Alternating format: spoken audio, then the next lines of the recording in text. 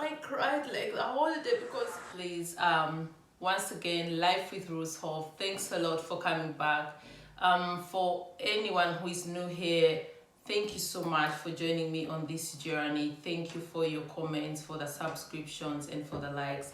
And for the already subscribe members, thank you so much for the support. So today we're going to be talking about a very sensitive and also painful topic. For those of you who are not aware, today is World AIDS Day. A day or a topic that is also very emotional for me, and I'm sure has affected many of us in one way or another, especially for anyone that grew up in Africa or anyone that is actually living in Africa. This year's theme from the World Health Organization is End Inequalities, End HIV or AIDS. So for me, as a person that grew up in Africa, that grew up surrounded by HIV AIDS, that's the best way I can put it, because you'll get to understand that later. I think, not even that I find it really absurd and crazy to see that a pandemic, I don't call it a disease anymore, it's a pandemic that has existed for more than a number of centuries, still goes on to kill people, still has no vaccination. When we have, we've moved a long way when it comes to science, when it comes to, creating vaccinations. Take today's situation.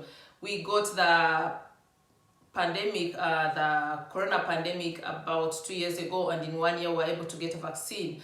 I totally cannot understand that up to this time the scientists have not been able to come up with a vaccine for HIV/AIDS. And for me, the question that I want to provocatively put in the room is it because this pandemic actually mainly affects poor economies like the African continent? Is it because this pandemic affects people that don't seem to matter, that are not that important to the, to the first world community? Of course, we've had some cases of people dying of HIV/AIDS in the first world or personally living in Germany. We know that. But of course, when we are realistic, not so many people have been affected by the HIV/AIDS pandemic in the first world country. So probably for me, I think that's the reason that up to now there's not been a vaccine for HIV/AIDS. But honestly, when you come to think about it, the world has become a global village. And I think it would be, if that's the reason actually, it would be very ignorant and inhuman for us to go on thinking that way, because if anything, this corona pandemic has shown us that we as a people must, unite, come together to be able to sustainably live on this planet. It has shown us that there's no difference, it doesn't matter if you're living in the first world or the third world, we still all get affected. So my hope and my prayer and my appeal is that this pandemic, hopefully very soon, not at some point, but very soon, gets a vaccination. Like the theme is for this year, End Inequalities, End HIV/AIDS. We all know that most of the people in Africa especially, or in third world economies, who are still dying of HIV/AIDS are dying because of lack of sensitization. Most people are not really informed about the preventive measures, how you can avoid HIV/AIDS, what precautions you can take if you've had a sexual encounter with someone and you suspect that probably you've gotten yourself exposed. There's medical measures where you can immediately find a medical practitioner and you'll get what they call a prophylaxis. I'm not so going to delve into that because I'm a doctor, but I know something like that exists. But people, of course, are not well informed. People are not well informed about tests. They don't even have the financial capacity to go for HIV tests all the time. I must applaud my home country, Uganda. I've never taken this service myself, but I've heard that it's very possible in Uganda to just walk in and get a free HIV test. And that is very, very crucial if we're going to fight this pandemic. So of course, people need the affordable health care to get to fight this disease, coupled with sensitization, and I'll get into that later when I tell you my own story, to make you understand the importance of sensitization, of affordable health care, and how it can really contribute to ending this pandemic. Speaking of the inequalities and ending AIDS, unfortunately for people who have suffered from AIDS, oh my God, they could sing a song out of their pain, out of what they've had to go through. The traumatization, the stigmatization, the isolation, the lack of medication, the pain itself. Of course, HIV/AIDS can be an up and down. And if you're poor, if you can't afford the health care, it can be really, really, really, really a very sad and painful story. So it's our duty as a society, as human beings, if you know someone that has HIV/AIDS, you don't have to isolate them, you don't have to stigmatize them. But again, that goes back to sensitization. Because the people who are just scared of anyone who says I'm HIV positive, because they still believe that HIV positive is, for example, airborne. You can get it by, breathing the same air with someone that has HIV, or that if you share a cup, or if you share the same, washrooms with them, that you get the disease.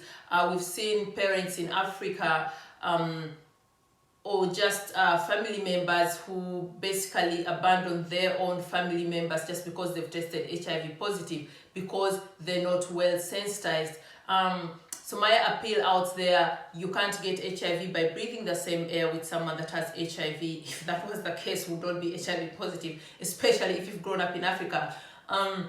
You can't get HIV/AIDS with sharing the same cup. HIV is a sexually transmitted disease, but it can also be transmitted through, like the exchange of body fluids, which comes to semen and saliva. Of course, in very low, with saliva it's very low doses, but you can still get infected. You can get HIV/AIDS through, a contaminated blood transfusion. Those are the dangers, but you're not going to get HIV/AIDS because you're sharing the same washrooms, or you're sitting in the same room with someone that has HIV/AIDS. So please, please, please be kind, be patient, be caring for anyone in your society, in your family, that has HIV or is HIV positive.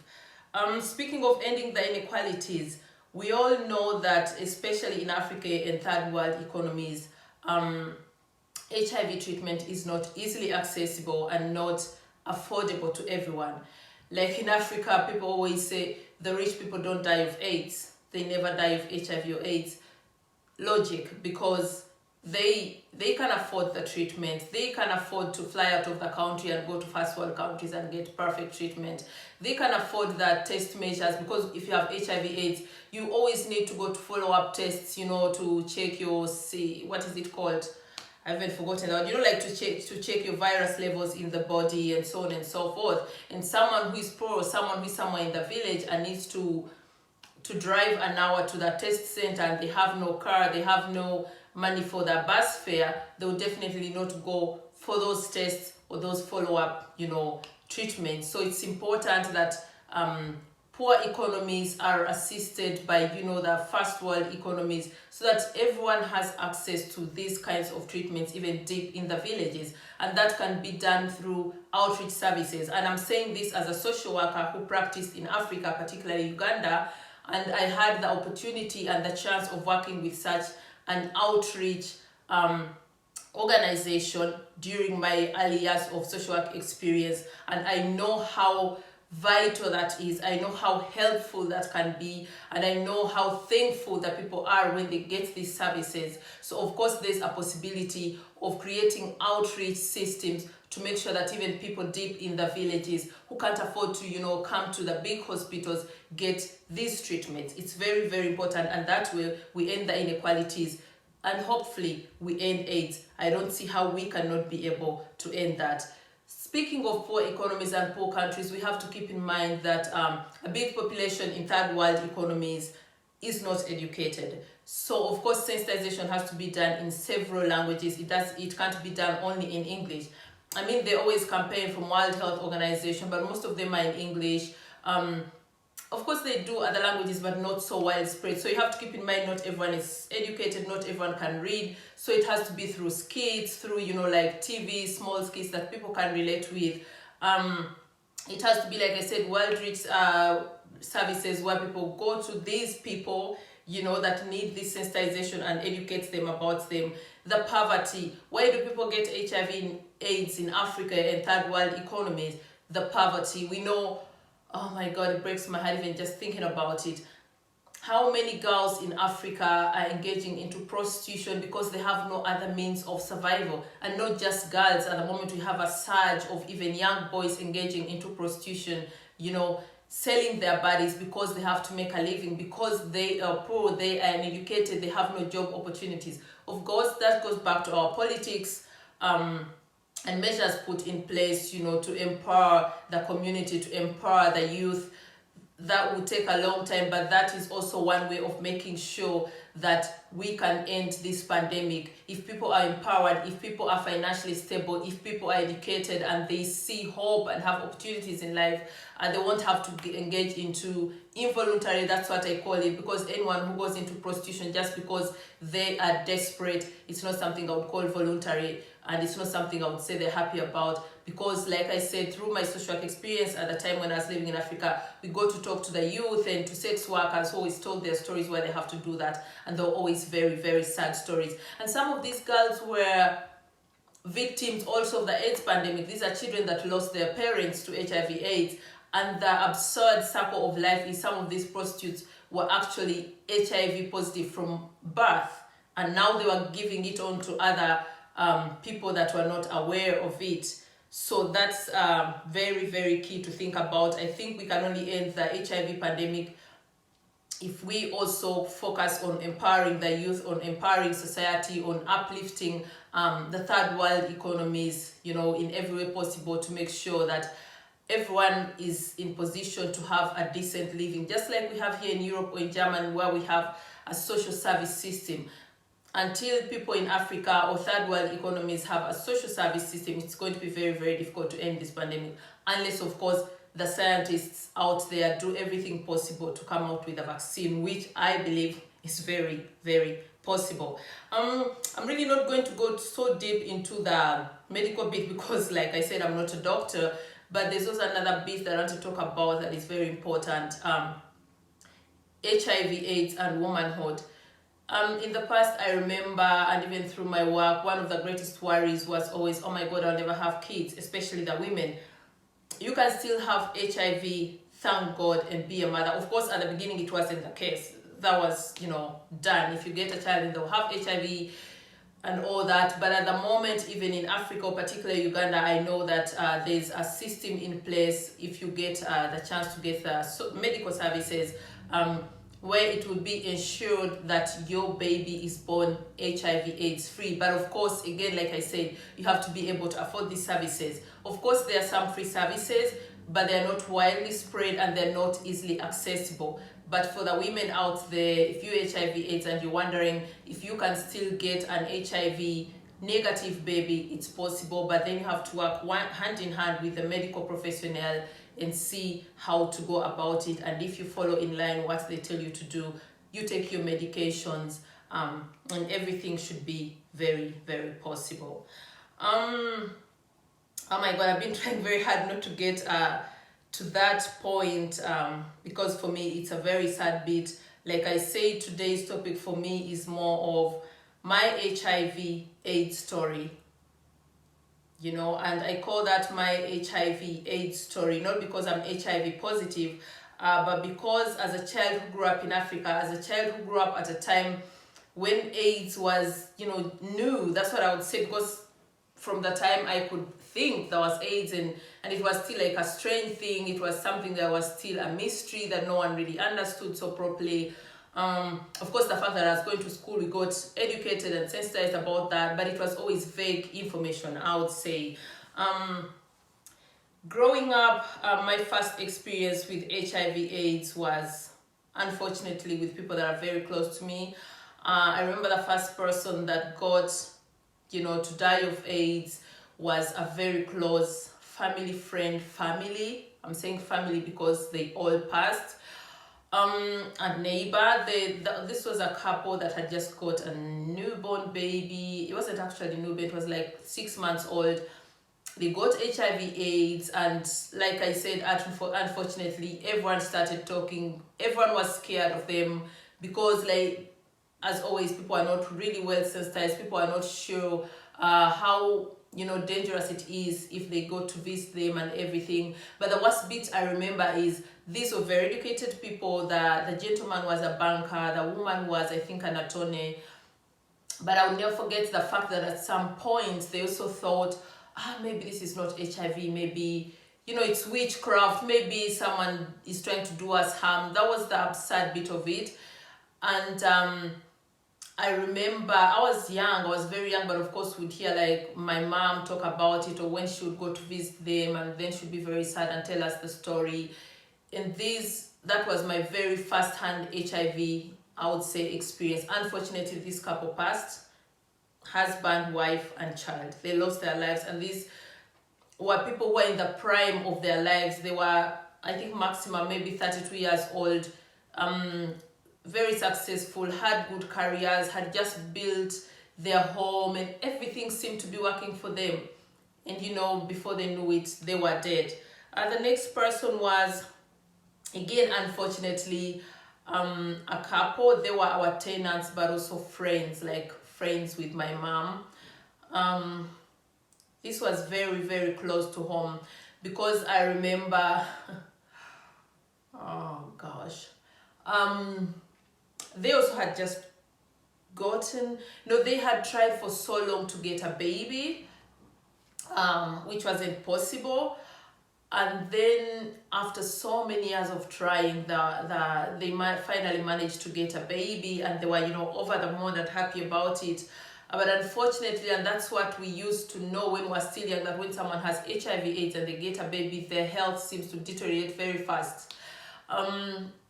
Unfortunately, this joy of them getting a new baby didn't last because very shortly the husband fell sick.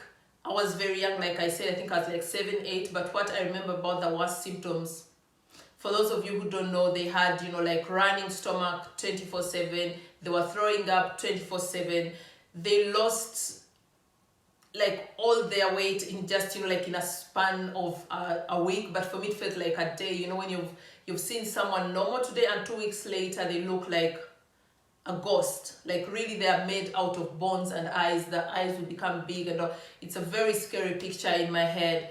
And the headache, they died in a lot of pain. I remember they had so terrible headaches, they would scream the whole day, the whole night because of the pain. Oh gosh, yeah, that couple unfortunately died, and the little girl, that just gotten a little girl, that was very, very, very close to home because we were close to these people. I remember we used to call them uncle and auntie because, like I said, they were our tenants, but they were very close friends of my mom. And they felt like family, so their passing was very, very hard. As children, we even got, nightmares, and we talked about it. And I remember I would ask ourselves, our parents maybe also one day going to die of HIV, and we become orphans. Personally, to be honest, there are times like when I would fall sick. That's a story for another day, but I was born very, how do I put it, as a very, very skinny child. I was very, very skinny all my life, except now, thanks to Corona, whatever it is. But I was like, in African culture, what they would say, abnormally skinny, because that is not the typical thing in Africa. So I was very, very skinny. And I always, I was also someone, I wouldn't say sickly, but I was someone who was, I would say, sensible. Like if I have a small headache, then I'm like, mommy, and my head is killing me and all that. And I remember every time I would fall sick, my greatest fear, I never told it to my parents, but in my heart I would be like, what if I was born with HIV AIDS? Because like I said, when you're going to school, you learn about these things. We had learned that it's possible to be born with HIV AIDS, You didn't necessarily have to be the one that engages in unprotected sex to get HIV, and that's the absurd bit of it. So for me, there are times when I'll be scared. I'm like, what if my parents are HIV and I'm not aware of that, and maybe I'm HIV positive, you know? And that's something that always really, really freaked me out. Of course, when we got older, we started talking to our mom about it. Our dad knows. Like I said, my dad was a very authoritative person and wouldn't talk about such stuff. But with our mom, we would talk about such stuff. And our mom was like, no, I always go for tests. If I had HIV, I would tell you because I would have to protect you and be careful and put measures in place so we don't share any sharp objects and so on and so forth. Yeah. And then after losing those people, now the worst one was for me. No, before that one, we also lost an employee. I don't know what I would call him. He wasn't like our official driver, but he would do that every once in a while when our driver, was unable to drive us to school or something like that. So he was an employee who would do different kind of things, like being, doing some supervisions at the ranch and so on. And I remember when he got HIV, he was, like some humble. He was married, freshly married, like 2 years ago, and he was a very humble person. He had a very good relationship with our parents, as always, like all the employees in our family. And before he actually confirmed that he was HIV positive, he always talked to my mom about it, like about the strange things, that he would feel.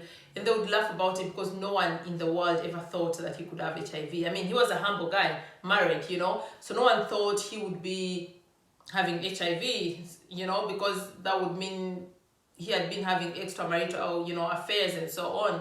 Until at some point my mom was like, just get tested. And unfortunately, it turned out he was positive. The only thing I remember about his symptoms is he got, what is it called in English? In German, we call it Gutterlose. What is it called? Oh my God. I've forgotten. If I remember, I'll talk about it, how it's called in English. Gutterlose. I've forgotten, honestly. In Luganda or in Nyankwe, they call it CP. Like it's a viral infection that normally you get around your waist or your arm, and it's very, very, very painful. That's what I remember. But then when he became very sick, he went to like his birthplace in the village, and unfortunately, but fortunately for me as a child, I didn't really get exposed to the trauma of seeing him die, But now the one that really, really, I would say, changed my life and has been a part of me even up to now is when my uncle, my favorite uncle, my mother's little brother, he was the last born in the family. He was a ray of sunshine. He oh my God, he was more than just my uncle. He was like my role model. He was like my friend. He was like my brother. I got to spend, fortunately, a lot of time with him when I was a child.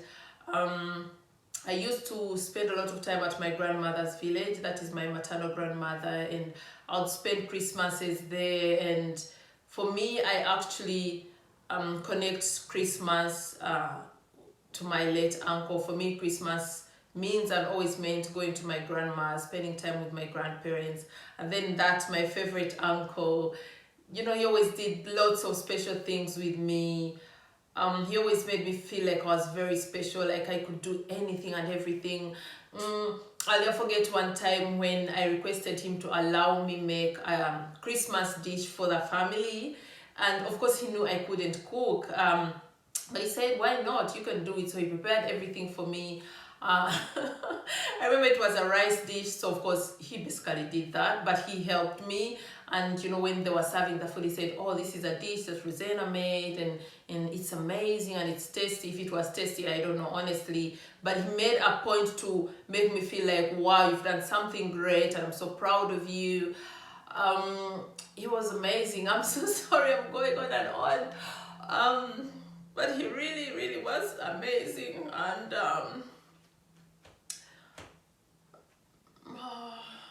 it's so painful.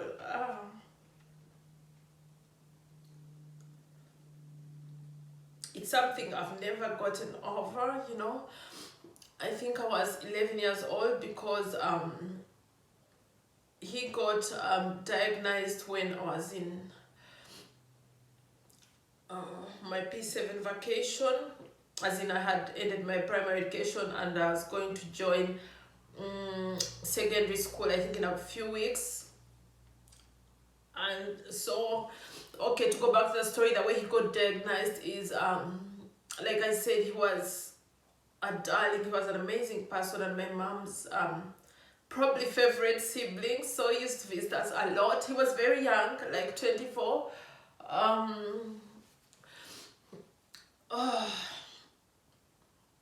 So one time he came visiting, and I'm so sorry, I don't want to cry.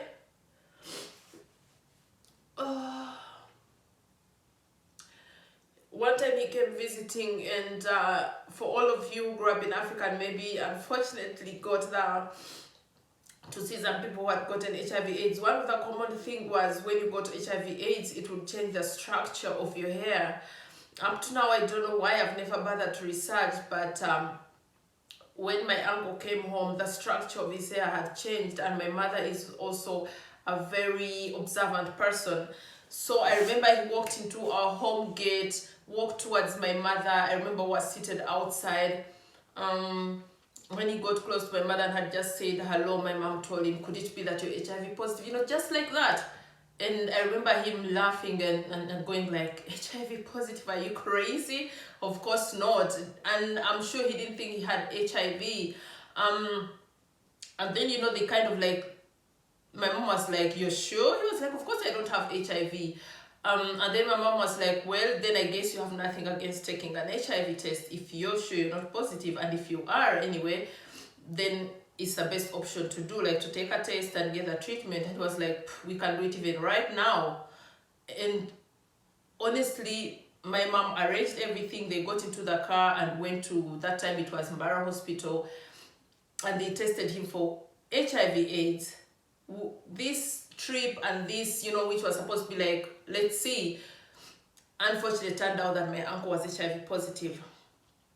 And much as I was a little girl, for me, it's one of the worst news that I've ever had in my life.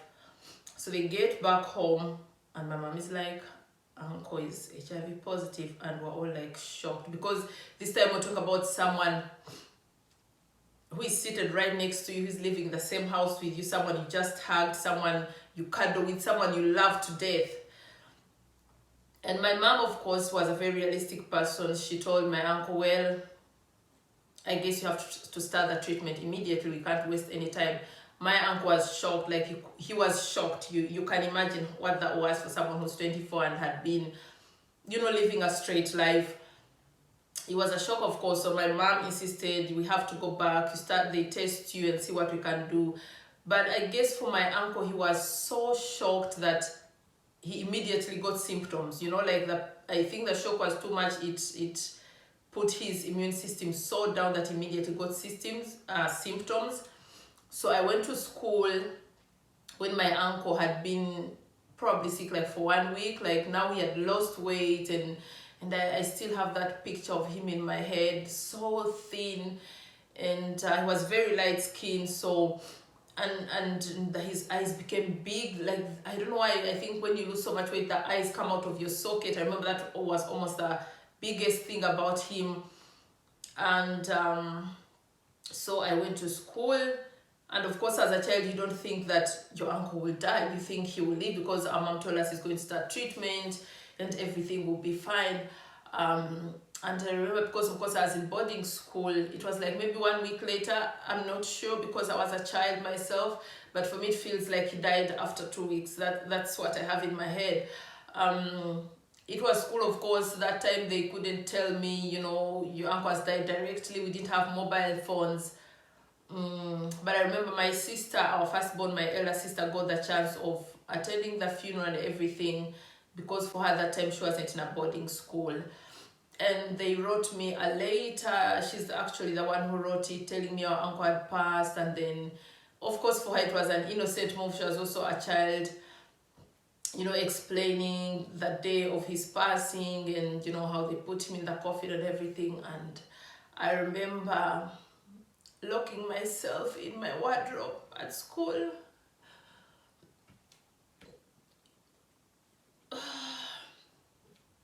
cried like the whole day because this was my uncle. This was my favorite uncle. This was the nicest person that the world had ever seen, and he was young too. He was a child himself, for goodness sake, and I couldn't believe he had passed, you know. And like I said, or like the theme is this year, we all still believe he passed, of course, because he wasn't well sensitized. He didn't know, because he believed he was negative, you know, but he wasn't well sensitized to know that, because afterwards my mom asked him, how do you think you got HIV/AIDS? And he said, I'm 100% sure it can go back to this incident. One time they had been out partying, and I don't know if I should say that, like, you know, you have a friend, you go out partying, and somehow he was drunk, and his friend kind of pushed him, you know, like, come on, have fun, go sleep with her. And that was the only time that he ever had unprotected sex, and that was the time that he got AIDS. So of course the sensitization was lacking. I remember even when he started the treatment, he wasn't really keen about it, you know, like it was not yet, it was a fresh thing, and people were skeptical about it, just like the corona vaccination at the moment. You know, people were worried. They were like, oh, whoever takes this medicine dies actually earlier than intended, and so on and so forth. But my mom did her best to make sure that he goes on and takes the medication. Unfortunately, he didn't live long. He passed. So for me as a child, that's something that honestly traumatized me. That's something that probably, much as it comes from a negative space, that probably saved my life. Because growing up, I always tell my kids, I don't remember, I would say to a point it robbed me of my childhood innocence, of my teenage years and experimenting. I never got to play around when I was a teenager, you know, like experimenting, having sex, or, you know, sneaky kissing with your little boyfriend here. I never did that. I was very, very scared of ever getting HIV because it had hit so close to home. So, yeah, I was always very, very cautious. And then, of course, when I got older, I think I was like 16, 14, I lost also another uncle on my dad's side, and then an auntie. And then for me, it was, you know, like a sure deal. HIV is terrible, you know, it's terrible, it can kill anyone. So I had this fear all the time. And to be honest, for me, and I can also speak for my siblings, our greatest fear was always like, oh my God, I hope our parents never get HIV/AIDS, because that means we'll be orphans. And we knew what it meant to be an orphan, being that we lost our employee to HIV/AIDS. One of the girls didn't pass, she said, and then we lost our uncle to HIV/AIDS, and then our auntie to HIV/AIDS.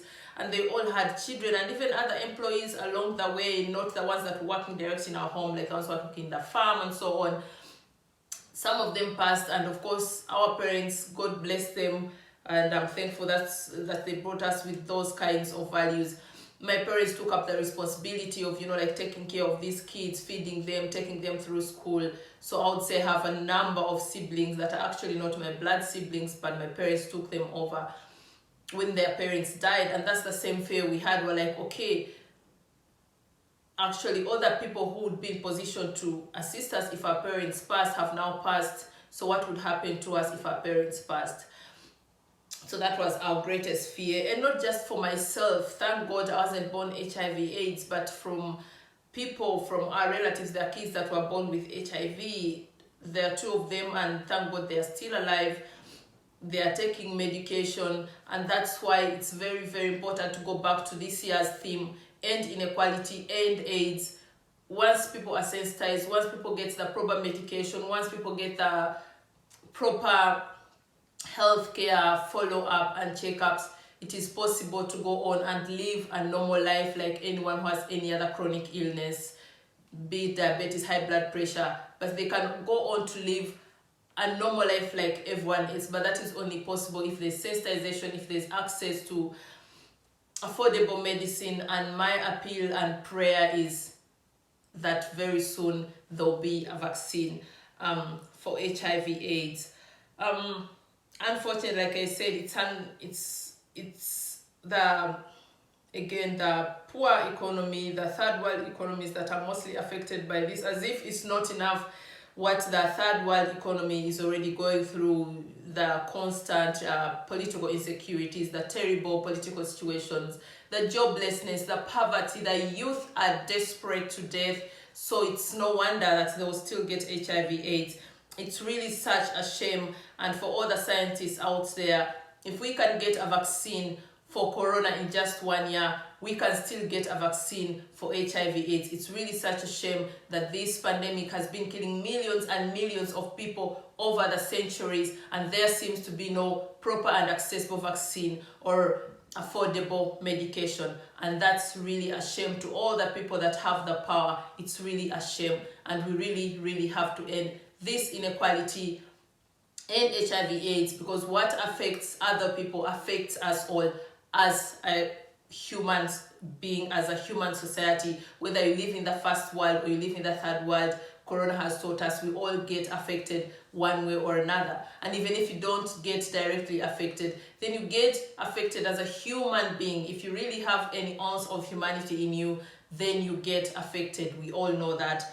And that should end. Especially what breaks my heart, and from the time that I was small, the children, the innocent children that are born into this pandemic, that have no choice to be born with HIV/AIDS, that don't decide to end up being orphans. This shouldn't be happening after all these centuries. There should be a solution. There should be affordable medication. There should be better healthcare systems in position. There should be outreach programs that will go deep in the villages, to those illiterate people, to the old grandmothers that are left with their grandkids to take care of because the parents died of HIV/AIDS. All these inequalities have to end in the name of humanity, and to save all the lives that are lost every year. My last message to everyone watching this video: HIV/AIDS is real. HIV/AIDS unfortunately still exists.